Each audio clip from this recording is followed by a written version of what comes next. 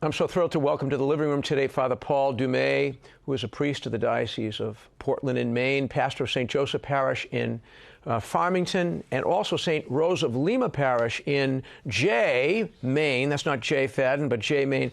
Father Paul, thank you so much for being with us today. It's a great honor. Thank you, Bishop Reed, for your great work there in Boston, where I was a student at St. John's Seminary, and so happy to be with you today from the coldness of Maine. Yeah, I can only imagine. Tell us a bit about your parish communities there in Farmington and in Jay, Maine. Exactly. Well, thank you.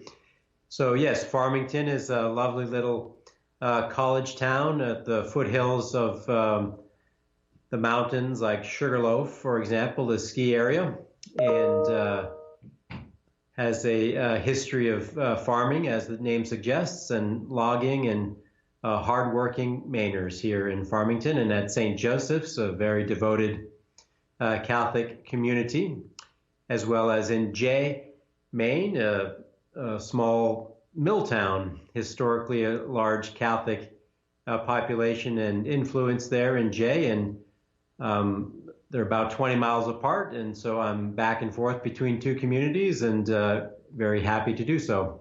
20 miles, but that's probably not that big a deal in Maine. My parishes are two miles apart, and I think that's a long way. Exactly. Yeah. It takes 20 miles around here to get an ice cream cone or a cup of coffee. Yeah. And your website is very clear about the social mission for community outreach of the two parishes to love our neighbor in practical ways out of our love for God. Can you tell us about what inspired you to really focus on the corporal and spiritual works of mercy there in your parish communities? Yes, thanks be to God. Of course, the parishes were already active in many positive ways when I arrived. However, when we undertook a pastoral plan in collaboration with the Catholic Leadership Institute at the request of your friend Bishop Deely, we clarified that vision, and we prioritized liturgy and devotions, faith formation, and parish social ministry, or the Corporal Works of Mercy, together with the Spiritual Works of Mercy. And that has been a great blessing. And it allowed us to hone in on some particular goals. We included among those goals feeding the hungry within the area, within Franklin County. And we can get more into that because when the pandemic sort of descended, we had already in place a pastoral plan that included feeding the hungry. And so we were able to delve deep into this important corporal work of mercy.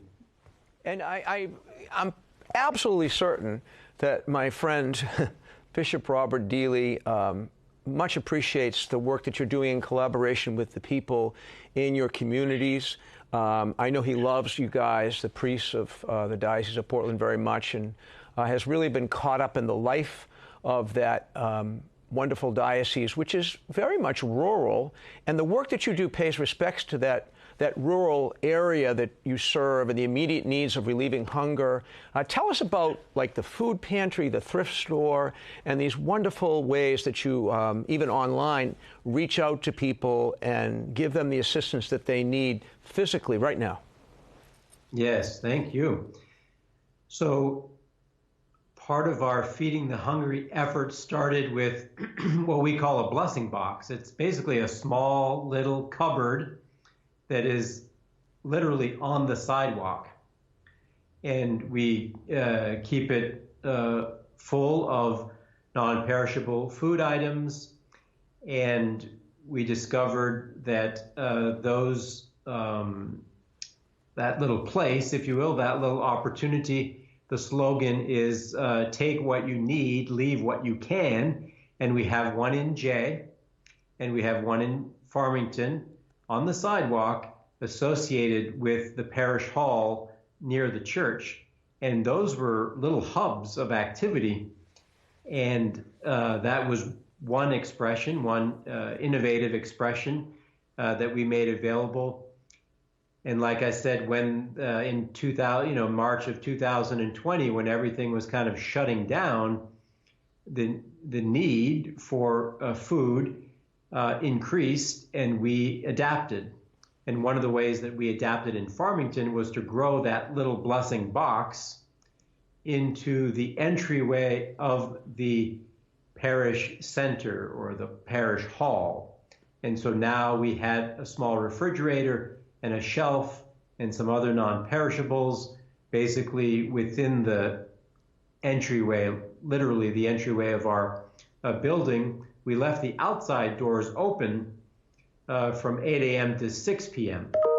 So it was sort of like a walk-in food pantry, scaled up from the blessing box, and that created some significant activity and opportunities within the downtown area of Farmington. We're unfortunately out of time. I know you have a couple emails to answer, so we're going to let you go, but we do so with gratitude for your being with us, for the tremendous work you're doing in collaboration with the people of your two communities to serve the needs, the real needs of people at this moment in a very dignified way. And where can people follow the work of your parishes and maybe investigate online some of the great things happening there in Maine? Yeah, probably simply and most effectively the St. Joseph Farmington Facebook page is the most active. Very good. Well, Father Paul, thank you so much for joining us. Stay warm and well fed, as the scriptures say. Yes. Thanks be to God. Okay. Thank you for your good work. God bless.